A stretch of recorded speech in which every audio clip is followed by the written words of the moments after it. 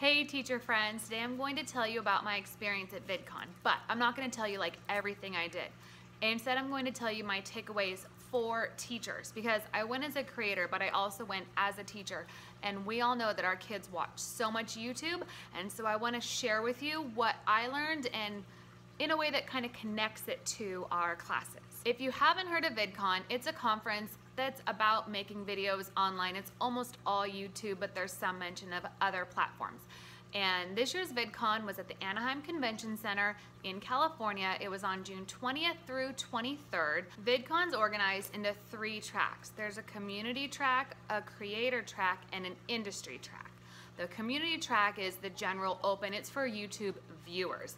That mostly featured a huge expo hall filled with, it seemed to me, I would call it vendors at a normal conference, but sponsors, and kids could, I said kids because most of the participants were middle schoolers, so kids could do meet and greets with their favorite YouTubers. It was a giant expo hall. Honestly, I didn't even check out the whole thing. It was a lot of products and sales and crowded, but it was fun, but that's not where I went. I actually went to the creator track. I'll talk more about that in a minute, but there was also an industry track, and that's for the people who are like the ballers in YouTube and the sponsors and everybody really big. And honestly, it was on 3 levels, which I think is hilarious. So the first level was the community, and for example, on the community track, you had to buy your coffee. At the creator track, you got free coffee. That's where I was. It was seriously the next level up in the convention center. And then the industry track was at the top. I don't know what was there because I'm not that fancy. But at the creator track, there were sessions like at a normal conference, and you got to pick your sessions to learn about how to become a better YouTuber. The sessions spanned from things about like products or swag, all the way to building a community, to adolescents and how they consume media. I focused a lot on the stuff that was more for newbies because obviously I'm a newbie, but I was also very in tune with anything that had to do with kids. Most of my takeaways actually came from the first session I attended on the first day. It was titled The Psychology of How Adolescents Consume Media. The main presenter was Dr. Jessica Taylor Piotrowski. She was from the Amsterdam School of Communication. She's the dean there. She's also the author of a book called Plugged In that's about how adolescents consume media. So all of her work is focused on how adolescents consume media. I'll put the link to her book down below. I'm going to eventually read it. The most important thing I heard at VidCon was that teens and tweens are more influenced by YouTube creators than by their teachers. Of course, this jumped at me because I was a teacher. I think in the big room where she was speaking, I was probably maybe the only teacher there. I didn't run into a lot of teachers at VidCon.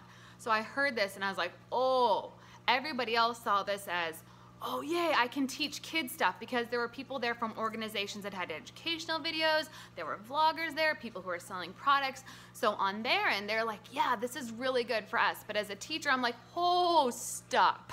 That's really scary for me. She gave examples about how vloggers have made jokes about things and that kids take these jokes as the truth and they believe them. And she's done a lot of research with kids, and on that end, it's really scary, but also kids can't yet tell the difference between when someone is being sarcastic or making a joke versus what is literal and what is fact. And they're so young that they don't always know enough facts to put it in context. So this is very alarming to me. As teachers, I think that's something we need to work on actually teaching our kids. We talk a lot about fake news and how to find quality sources, but guess what? The kids aren't reading. Like, they don't go online and read stuff. If you have computers in your class with unblocked internet, you know as well as I do, they're on YouTube. They are watching videos all of the time, and they're not always watching to learn. They're watching to be entertained, and what's happening is that entertainment is turning into what's shaping their reality and what's shaping their facts and views and how they see things. So we need to be aware of this and teach kids like, hey, that person's joking. This is a entertaining person versus an educational person. So it's got a lot of, I think it has a lot of weight. There was also a lot of talk about, like, if you want to get a message to kids, even if it's about a safety issue, then you should ask a creator to give that message to your kids, because they're more likely to listen to them than to listen to you telling them. So it's a heavy one. Adding on to that, the kids tend to think that the creators are their friends. Now, this one came from a Q&A session where a creator was actually asking about it and saying, hey, I'm creating content and kids are messaging me all the time. Like, they think we're best friends. And the researcher said that's true. They do think that they're your friend. They don't understand the difference yet, and they don't understand boundaries. So that's something I think we can also talk about with kids, is like, what is a real friendship? And having friendships with kids your age and people that are reciprocal is something that we should really work on with our kids.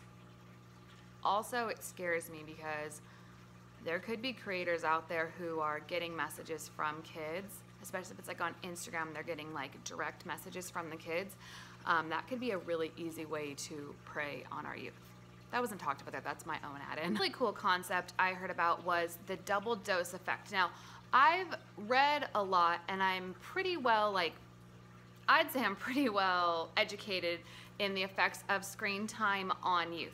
Well, this researcher said that there's no negative effects to kids being on screens, which I don't believe that at all. I know that when they're on screens, they're missing out on all of those face-to-face opportunities that they need to build empathy, to build communication, and to just become a good, balanced, confident citizen. So kind of take some of this stuff with a grain of salt. But I liked the idea of the double dose effect, and this does seem to make a lot of sense to me. She says that when research really looks at kids doing things on the dark side of media, like violent video games, that what actually happens is the double dose effect. It takes 2 doses for it to have a negative outcome. Are you ready? So if a kid plays violent video games and they live in a violent neighborhood, then that kid will probably behave in a violent way. However, if the kid plays violent video games, but they're surrounded by people who are caring and kind and resolve conflicts peacefully, then they won't be violent. Do you get it? So if they play games that are with treating people poorly, but their friends are all super sweet and loving and caring, then they won't be mean. So it takes 2 things. If you know your kids are playing violent video games and say that they are in kind of a violent neighborhood, then that puts extra work on you as the teacher to create an environment that's extra loving and caring for them, so it balances it out. Like, that gives us something that we can do instead of just saying, kids, don't play those games, don't play those games. By the way, on the note of games, I think we already know this, but she also said that the best games for kids to play are games that are collaborative. If they have to work together to solve a problem, each person contributes something and they figure something out, that's the recommended best games to build kids' creativity and their communication skills. Minecraft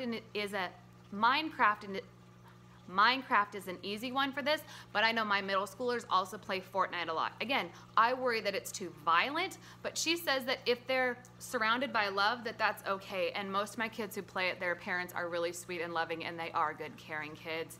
So I can kind of see where that goes. Additionally, she talked about how kids are using the internet to learn, which they can. Like, they can look things up on YouTube. In fact, I think young teens and tweens actually Google more on YouTube. When I say Google more, I mean search more on YouTube than actually in Google, adding on the fact that they don't want to read. And she recommended using blended learning. She said it was like it was this foreign term, and I'm like, hello, I know what that is. I can teach you all about that. But she said to use blended learning. She didn't say the phrase a flipped classroom, but that's what she meant. So use the videos to get the kids involved, give them some base information. Even if it's something that's kind of more light, get them hooked on that. And then in class, do the scaffolding and the instruction to build on that. So then bring in your expertise. Don't put the video in place of a teacher though. And don't leave the video out. Try to combine the 2. If you want more on blended learning, I love talking about that, by the way. Another interesting thing that I heard a lot about at many sessions, this is moving away from just the youth session, is the idea of the importance of story structure and hero's journey in YouTube videos. Now, I know we're not necessarily making the videos with our kids, but if you're an English teacher like me, you definitely teach story structure and you teach the hero's journey. So a way to kind of pull kids in on that and to help them build connections might be to say, hey, find one of your YouTubers where they share a hero's journey. What is your favorite YouTuber's story? Like, how did they become successful? Or take a video that tells a story and let's go do the plot diagram for that story. So stories are embedded in there a lot. Pull them out. Another interesting thing was about youth and the news. I heard a lot of people asking questions about this, and there were actually a lot of reporters there from big media outlets who were trying to learn more about how to engage kids in the news. And sometimes we think that kids don't care about the news. I know I try to use like Newsella in my class and get my kids to go in and read articles and talk about them, and I work hard to pull things relevant to them.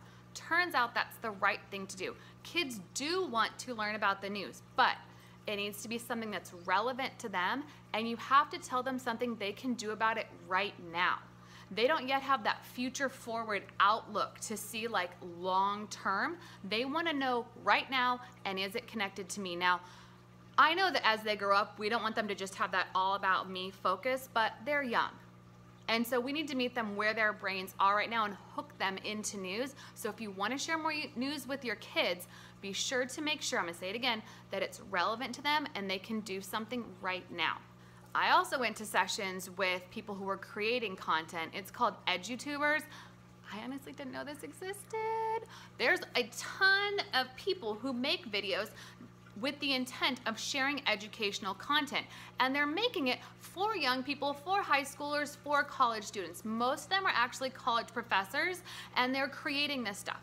I went to the session. What I found out is we're not finding it. Teachers, we're not finding this stuff, and they don't know about tools we use. For example, they don't even know about Edpuzzle. When I was talking to them, I couldn't believe this. I said, you're making the things teachers are pulling to put into their videos, and you don't even know how we are consuming or using those videos. So there's a huge disconnect there between the edutubers and the teachers who are actually teaching content.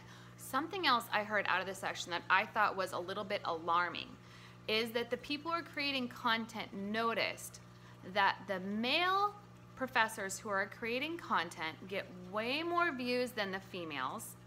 Additionally, the audience for the content is almost all male. Now, this doesn't make sense because I was in an arts and humanities session, and most arts and humanities instructors are females.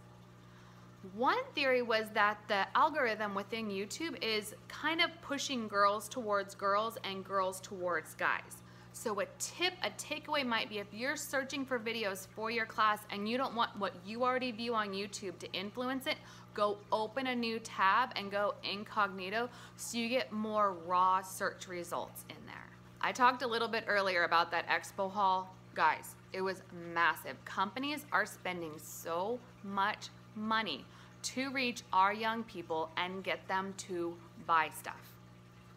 And that comes in the ads they're watching when they have creators promote content. It's not just kids watching TV and watching commercials anymore. They're getting ads on YouTube, and kids know what ads are. But also, people are marketing things. They're saying, hey, buy this while they're giving their blog, and that's influencing our kids. So when we're teaching kids about how to be aware of how advertising works, that's something we need to take into consideration. And my last takeaway is a term that I hadn't heard before. It's that kids are what are being called pro-consumers. They're not just consumers, and they're not just producers. It used to be that we had producers making media and consumers taking in the media. But our kids are growing up where they're able to do both, and that's going to continue throughout their lives. If you're watching this, you're probably a pro-consumer anyways. I'm sure you add things to your Instagram story and you are watching a video, so you do both. The kids are doing that too. So just keep that in mind, that our books and the things that are guiding us about education might be a little outdated, and I think it's important that we're aware of some of the researchy terms and jargon that's going around that's about our kids. Looking back on my whole VidCon experience, my main takeaway is the same thing I've known the whole time. It's that relationships are important, the screens are going to be there, and acknowledge that and know that it's my job as a teacher and my time while the kids are in my classroom to be intentional about the time I put them on screens and the time I put them in face-to-face activities with me.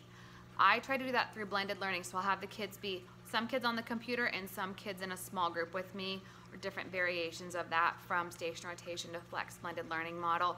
And I got some confirmation that that is the right thing to be doing to best help kids. If you want to know more about blended learning, go ahead and subscribe to my channel. I'll put a little thing up there with a link to one of my blended learning videos, and I'll try to make more on that. And now it's time for my question of the day. Do you agree with the statement that creators are more influential than teachers? Think about the youth you know. Do they listen more to their favorite vloggers or to you? Be honest, think about it. It's kind of a rough spot to be in, huh? Alrighty, teacher friends, now it's time for all that fun YouTubey stuff. If you like this video, give it a like. If you want to see more like this, hit subscribe. If you want to be alerted every time I make a video, hit the bell. If you loved this video, please share it with your teacher friends. Speaking of friends, we should totally be friends if we're not already. My social media links are down below. I am super active on my Instagram, and I share teacher stuff and a little bit of summer vacation mom stuff down there on my Instagram. So go ahead and follow me. I hope you enjoyed this video. Thank you so much for watching. I'll see you next time. Bye.